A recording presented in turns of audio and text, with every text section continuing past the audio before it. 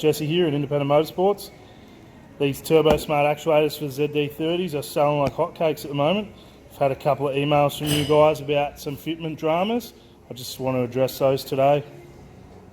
To address our first issue, the complaint being that this actuator arm is not long enough to go where the factory Nissan one did. That's because this actuator works in the opposite manner to the factory one.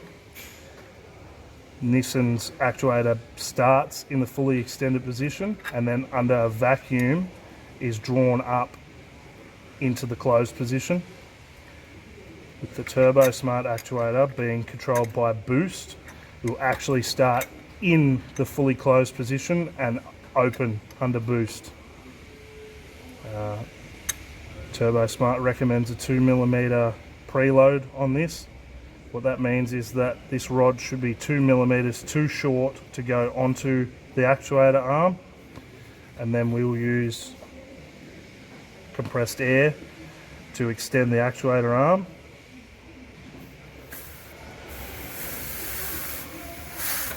And lock it on.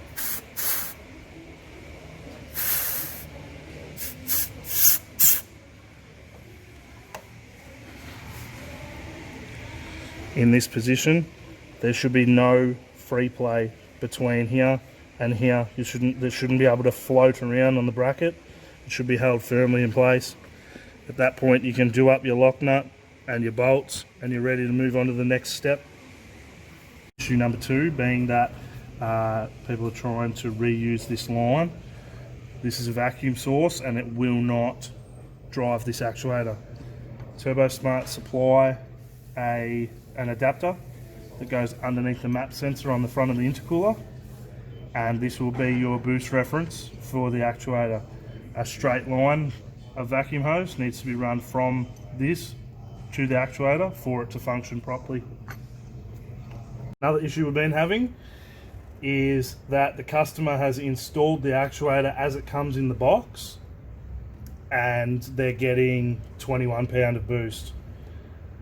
We supply these actuators with a 14 psi pair of springs in it, 2 7 psi springs that is, and a 5 psi spring loose in the box. That 14 pound combination is not always going to get you 14 psi. There is a lot of factors that contribute to that, and you will have to find a spring combination for your target boost. In this particular vehicle, it is untuned, and we're just trying to fix a boost spike that it had. The combination I have in this is a 7 psi spring, and I've altered the preload to get myself 14 pound. It's just something that you're going to have to do yourself, or the workshop that's installing it for you. Right guys, any more questions? Feel free to call us, email us, message us on Facebook. We keep these in stock on our website. The link will be down below. Don't forget to like, subscribe. We've got Facebook, Instagram, Snapchat, TikTok, and YouTube. Thanks for watching, guys.